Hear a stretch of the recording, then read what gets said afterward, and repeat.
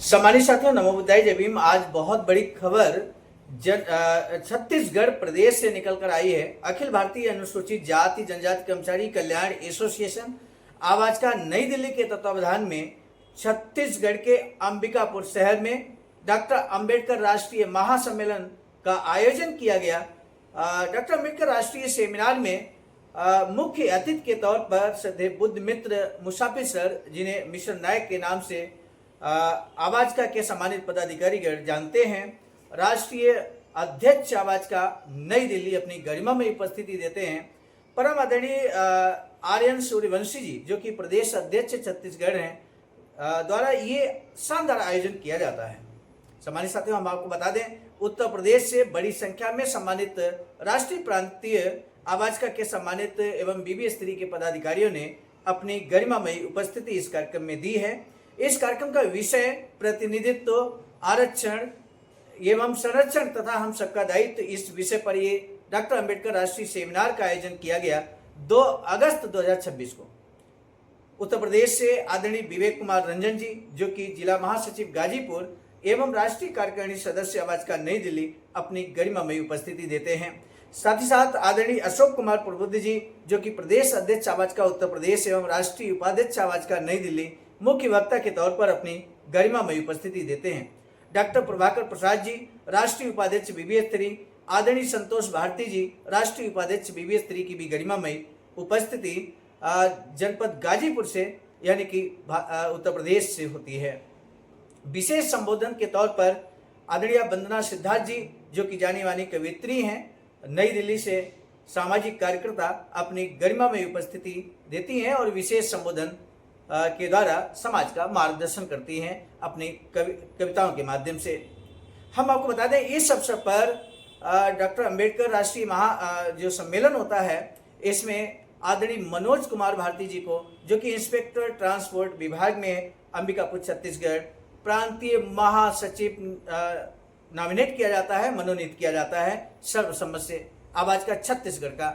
तो सबसे पहले आदरणीय मनोज कुमार भारती जी का प्रांतीय महासचिव के पद पर मनोनयन के लिए हम उन्हें तहे दिल से बधाई देते हैं, मंगल कामनाएं देते हैं।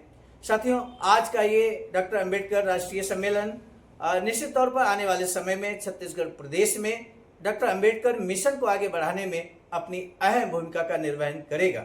एक बड़ा संदेश उपस्थित रहे बड़ी संख्या में डॉक्टर अंबेडकर अनुयायियों ने पूरे सेमिनार में प्रतिभाग किया और बताई गई बातों पर विशेष अमल करने का संकल्प व्यक्त किया।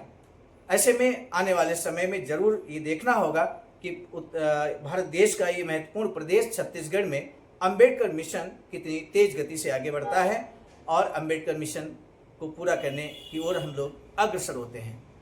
आज का ये वीडियो, आज की ये कार्यक्रम में मुख्य अतिथि, मुख्य वक्ता एवं विशेष संबोधन के हम कुछ संक्षिप्त संबोधन आपको सुनाने जा रहे हैं। इसी वीडियो में हमारा आपसे निवेदन है कि आप इस कार्यक्रम की जो मुख्य झलकियां हैं वीडियो के माध्यम से अंत तक वॉच कीजिए, ये हमारा आपसे विशेष निवेदन है। मैं हूं सर्वजीत आर्या, राष्ट्रीय मीडिया प्रभारी IT सेल आवाज का नई दिल्ली। आप देखिए इस वीडियो को अंत तक और हमें दीजिए इजाजत। आप सभी को सादर नमो बुद्धाय जय भीम। के लोग भारत को एक संपूर्ण प्रभुत्व संपन्न समाजवादी पंथ निरपेक्ष लोकतांत्रात्मक गणराज्य बनाने के लिए तथा उसके समस्त नागरिकों को सामाजिक, आर्थिक और राजनीतिक न्याय, विचार, अभिव्यक्ति, विश्वास, धर्म और उपासना की स्वतंत्रता, प्रतिष्ठा और अवसर की समता प्राप्त कराने के लिए तथा उन सब में व्यक्ति की गरिमा और राष्ट्र की एकता और अखंडता सुनिश्चित करने वाली बंधुता बढ़ाने के लिए दृढ़ संकल्प होकर अपनी इस संविधान सभा में आज तारीख 26 नवंबर 1949 ईस्वी को केतक द्वारा इस संविधान को अंगीकृत अधिनियमित और अर्पित करते हैं। भारतीय संविधान जिंदाबाद, भारतीय संविधान जिंदाबाद, जिंदाबाद जिंदाबाद। बाबा साहब जनजाति कर्मचारी कल्याण एसोसिएशन का गठन हुआ कि हम लोग न सिर्फ कर्मचारियों के हितों के साथ खड़े होंगे, उनका कहीं से कोई दिक्कत होगा तो उनके साथ खड़ा होंगे, बल्कि हमारा ये संकल्प होगा कि हम लोग बाबा साहब अम्बेडकर के मिशन पे काम करते हुए उनके कामों को आगे बढ़ाने का काम करेंगे। ये इस संगठन का उद्देश्य है और इस उद्देश्य को लेकर के पूरे उत्तर प्रदेश में हम लोगों ने इस संगठन को तैयार किया। यहाँ तक कि गुजरात में, महाराष्ट्र में, दिल्ली में, छत्तीसगढ़ में आदरणीय प्रदेश अध्यक्ष जी हैं, तमाम जगहों बिहार में हम लोगों ने गठन करके बाबा साहब अम्बेडकर के मिशन को आगे बढ़ाने का हम लोग काम कर रहे हैं। और उसकी एक प्रमुख बात मैं आप लोगों को शेयर जरूर करना चाहूँगा साथियों कि ये कौन सा बड़ा काम हम लोग कर रहे हैं। तो एक बात बाबा साहब अम्बेडकर 1939 में 18 जून को मुंबई में बोल रहे थे। वो कह रहे थे कि हमारे समाज के सर्वांगीण विकास के लिए, अपने समाज के सर्वांगीण विकास के लिए हमारे पास अपनी एक इमारत होनी चाहिए जहां पर हम लोग बैठ करके ये तय कर सके कि हम आर्थिक रूप से कैसे मजबूत हो सकते हैं, हम सामाजिक रूप से कैसे मजबूत हो सकते हैं, हम शैक्षणिक रूप से कैसे मजबूत हो सकते हैं, हम राजनीतिक रूप से कैसे मजबूत हो सकते हैं। यानी तमाम चीजों को लेकर के बाबा साहब अम्बेडकर की सोच थी कि हमारे समाज के पास अपनी एक इमारत होनी चाहिए जिसमें बैठ करके हम अपने समाज की उन्नति के बारे में सोच सकते हैं। साथियों, इसी संदर्भ में बाबा साहब अम्बेडकर नवंबर 40 में बोलते हैं और मुंबई में एक सभा को संबोधित।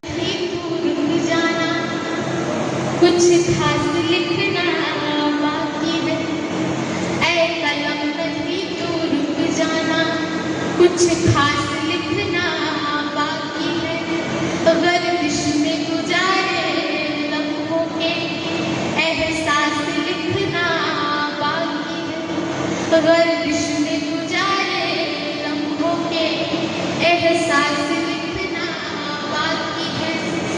जाति धर्म का दर्द भरा आभास दिलों में जिंदा है, क्योंकि हमने सुना है कि जाति धर्म का दर्द भरा आभास दिलों में जिंदा है। अब जात पात की छाती पर विनाश लिखना बाकी है। बहुत शुक्रिया सर, बहुत शुक्रिया। कि अब जात पात की छाती पर विनाश लिखना बाकी है, ऐ कलम नहीं तू रुक जाना, कुछ खास लिखना बाकी है। और अगले चंद हिस्से में पेश करती कि हम जय भीम के नाम से। चैप्टर का नाम है कुछ चाले। जब इस देश में भारत सरकार अधिनियम 1919 लागू था तो उसमें एक प्रावधान था कि इसके 10 साल जब पूरे होंगे तो एक राय कमीशन की नियुक्ति होगी। और आप सभी को मालूम है कि 1928 में राय कमीशन सर साइमन कमीशन के नाम से आया। सर जॉन साइमन कमीशन जब इंडिया में आया उसमें बर्किन हेड नाम का एक राज्य सचिव था और उसने कहा कि ये जो पार्लियामेंट्री कमेटी आई है इसमें केवल विदेशी रहेंगे, ब्रिटिश गवर्नमेंट के लोग रहेंगे, इंडियन नॉट अलाउड। इसमें कांग्रेस और गांधी के लोगों ने ये कहा कि अगर इंडिया के लोग नहीं तो अपना अपमान समझा और साइमन कमीशन का विरोध किया। और आप लोगों को मालूम है कि साइमन कमीशन गो बैक का नारा लगा, कांग्रेस इस कंपनी ने गो बैक का नारा लगा। अब वहीं पर बात आती है कि अपने परम पूज्य बाबा साहब अंबेडकर ने साइमन कमीशन गो बैक का नारा नहीं लगाया, बल्कि बाबा साहब अंबेडकर उस समय बॉम्बे लेजिस्लेटिव काउंसिल के मेंबर थे। वो प्रांतीय समिति के इसके मेंबर बने और इसमें सहयोग भी किया। यहीं पर स्टार्ट हो जाता है कांग्रेस और बाबा साहब में आपस में मतांतर। और जब उसी समय ये जब गो बैक का नारा लगा, साइमन कमीशन गो बैक, इस ज्वाला को शांत करने के लिए ब्रिटिश प्रधानमंत्री ने एक प्रपोजल दिया कि जब साइमन कमीशन की रिपोर्ट कंप्लीट हो जाएगी तो आपके लंदन में एक राउंड टेबल कॉन्फ्रेंस बुलाई जाएगी जिसमें भारत के जितने प्रतिनिधि हैं उनको बात रखने का अवसर मिलेगा। मेरे सम्मानित साथियों, 12 नवंबर 1930 को गोल में सम्मेलन पहला हुआ लंदन में, और उसमें हिंदू प्रतिनिधि बुलाए गए। याद रखिएगा बातों को, हिंदू प्रतिनिधि बुलाए गए, मुसलमान प्रतिनिधि बुलाए गए, सिख प्रतिनिधि बुलाए गए, ईसाई प्रतिनिधि बुलाए गए, एंग्लो इंडियन प्रतिनिधि बुलाए गए, और ये अस्पृश्यों के प्रतिनिधि के रूप में बोधिसत्व बाबा साहब अंबेडकर और दीवान बहादुर श्रीनिवासन को बुलाया गया। और जब बाबा साहब अंबेडकर वहां गए, पहली गोल में सम्मेलन में कांग्रेस एंड कंपनी के गांधी जी नहीं गए थे। पहली बार जब बाबा साहब अंबेडकर तो पहली बार जब गए बाबा साहब, उन्होंने क्या कहा 12 नवंबर 1930 को कि हम लोग भारत में हिंदुओं से पृथक ही नहीं, हम लोग भारत में हिंदुओं से अलग ही नहीं, बल्कि हम लोग इतना महत्व रखते हैं जो भारत सरकार अधिनियम 1935 बनने जा रहा है, उसमें हम लोगों को अपना सुझाव देने का महत्वपूर्ण स्थान मिला है।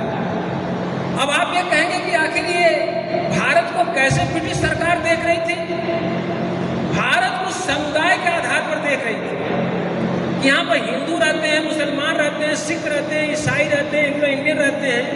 ये भारत को अछूत अस्पृश्य दलित कहा जाता है, हरिजन भी कहा जाता था उस समय, कि आखिर ये एक्चुअल में क्या है। तो इन्हें मार्टिन जेम्स फोर्ड की रिपोर्ट पर जब बना था भारत सरकार अधिनियम 1919, उस समय हम लोग अल्पसंख्यकों को, हम लोगों को अस्पृश्य को अल्पसंख्यक माना गया था, लेकिन हम लोगों को संवैधानिक अधिकार नहीं मिला था। और संवैधानिक अधिकार जब नहीं मिला था तो संवैधानिक अधिकार देने के लिए वहां पर ये बात हुआ कि अब इनको क्या किया जाए। तो वहां पर एक बात समझने की जरूरत है। वहां पर सभी बाबा साहब अंबेडकर कहते हैं वहां मुसलमानों की मांग पता थी, वहां पर सिखों की मांग पता थी, वहां ईसाइयों की मांग पता थी कि पृथक निर्वाचन चाहिए, लेकिन वहां पर भारत के अस्पृश्य अछूत दलितों की क्या मांग है ये पता नहीं। तब बाबा साहब अंबेडकर ने 20 नवंबर 1930 को कहा एक बात कि ब्रिटिश सरकार मुसलमानों के शासनकाल से पहले हम लोगों को सार्वजनिक तालाबों से पानी पीने का मौका नहीं था, हम लोगों को मिलिट्री में नौकरी का मौका नहीं था, हम लोगों को पुलिस में नौकरी का मौका नहीं था, और आपके शासनकाल में नहीं है। तो हम ऐसी सरकार इंडिया में चाहते हैं जो जनता की सरकार हो, जो जनता द्वारा चुना जाए, जो जनता के लिए हो। लोकतंत्र की डिमांड करने वाले बाबा साहब अंबेडकर पहले व्यक्ति थे। और एक चीज और बात रखने का, बाबा साहब अंबेडकर ने कहा कि जिस तरह से मुसलमानों को पृथक निर्वाचन का अधिकार दिया जा रहा है, जिस तरह से सिखों को दिया जा रहा है, जिस तरह से ईसाइयों को दिया जा रहा है, जिस तरह से एंग्लो इंडियन को दिया जा रहा है, उसी तरह से हम लोगों को दिया जाए, क्योंकि हम लोग भी हिंदुओं से अलग हैं। ये पहली बार गोल में सम्मेलन में बाबा साहब अंबेडकर ने कहा कि भारत के अस्पृश्य अछूत दलित हिंदुओं से अलग है, ये कहा। और अल्टीमेटली सितंबर जब ये राउंड टेबल कॉन्फ्रेंस पहली खत्म हुई, जब बाबा साहब अंबेडकर इंडिया में आए, पूरे देश में हाहाकार मचा कि अभी हम लोग तो इनको अछूत दलित हरिजन आदि बोलते थे, लेकिन बाबा साहब अम्बेडकर तो गोलमेज सम्मेलन में कह रहे हैं कि हम लोग तो हिंदू ही नहीं है। अब इस विवाद जब छिड़ा, जब यहाँ से गांधी जी गए दूसरी राउंड टेबल कॉन्फ्रेंस में, वहां जाके एक बात को बोला कि मुसलमानों को पृथक निर्वाचन अधिकार दे दो, ये मंजूर है, सिखों को दे दो मंजूर है, ईसाइयों को दे दो मंजूर है, लेकिन भारत के अछूतों, अस्पृश्यों, दलितों, हरिजनों को नहीं देना है, क्योंकि ये लोग तो हिंदू समाज के अंग हैं, इन्हें पृथक निर्वाचन देने की जरूरत नहीं है। लेकिन बाबा साहब अम्बेडकर ने उसका कट बोला कि हम लोगों को किस आधार पर हिंदू कहा जाता है, ये मेन लड़ाई हिंदू हम हैं या नहीं, ये मेन लड़ाई ये थी। तो बाबा साहब अम्बेडकर कहते थे कि गांधी ये जानते थे, अगर गोलमेज सम्मेलन में एक बार सिद्ध हो गया कि भारत के अछूत, अस्पृश्य, दलित ये सब हिंदू हैं, तो इनको अधिकार देने से मना किया जा सकता है, इनको पृथक निर्वाचन नहीं दिया जाता, इनको प्रतिनिधित्व नहीं दिया जा सकता।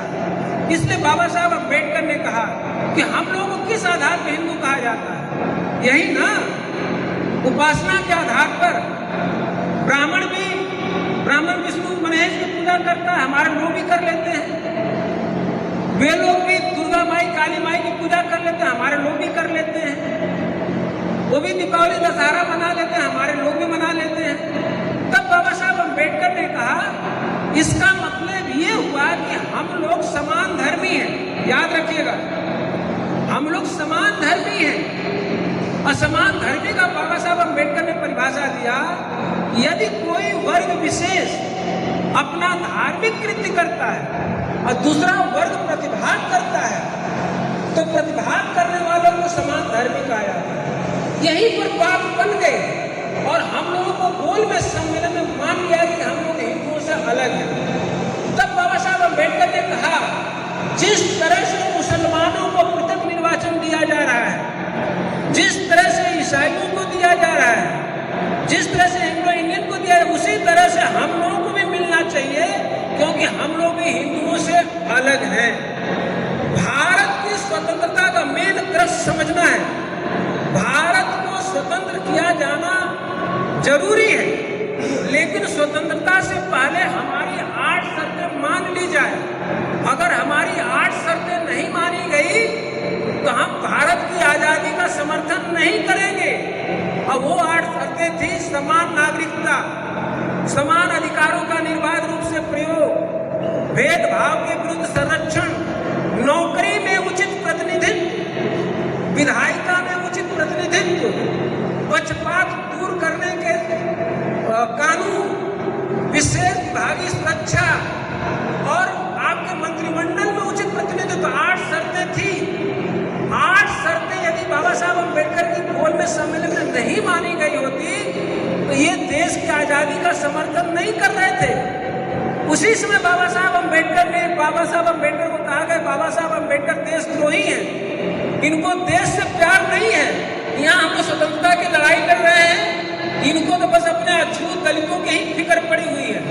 तब बाबा साहब अम्बेडकर ने कहा, स्पष्ट कहा कि जो लोग ये सोचते हैं कि हम देशद्रोही हैं, मुझे देश से प्यार नहीं है, तब बाबा साहब अम्बेडकर ने कहा, जिस दिन देश हित में और अम्बेडकर के हित में टकराव हो गया, उस दिन अम्बेडकर अपने हित को छोड़ेगा और देश हित को ठुकरा देगा। लेकिन जिस दिन देश हित और हमारे समाज के हित में टकराव हो गया, उस दिन अम्बेडकर देश हित को छोड़ करके अपने समाज के हित को सर्वोपरि मानेगा। ये बाबा साहब भीमराव अम्बेडकर ने बात कहा। तब बाबा साहब अम्बेडकर ने बात कहा कि हमको जिस तरह से मुसलमानों को अधिकार मिल रहा है, शिक्षा का, नौकरी का, आपके पृथक निर्वाचन अधिकार, हम लोगों को भी मिलना चाहिए। अल्टीमेटली जब ये बात को स्पष्ट हुआ और कि भारत के अछूत, अस्पृश्य, दलित हिंदुओं से अलग मान लिए जाएंगे, इससे गुस्सा होकर के गांधी जी अपना राउंड टेबल कॉन्फ्रेंस छोड़ दिया और चले आए आपके इटली की राजधानी रोम में आके कहते हैं कि सबको अधिकार दे देना, लेकिन भारत के अछूत,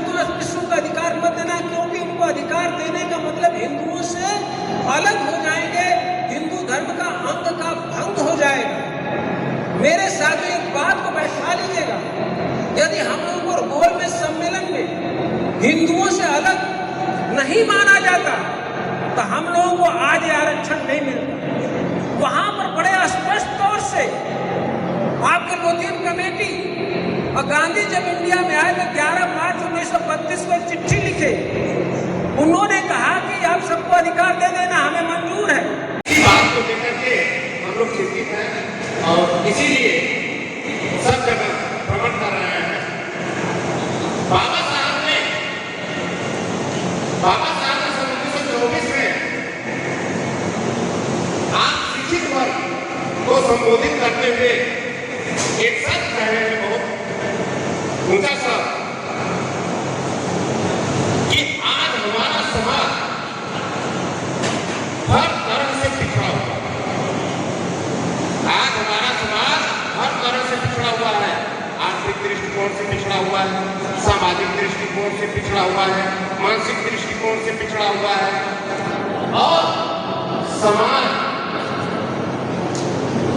को अंधेरे में घेर रखा।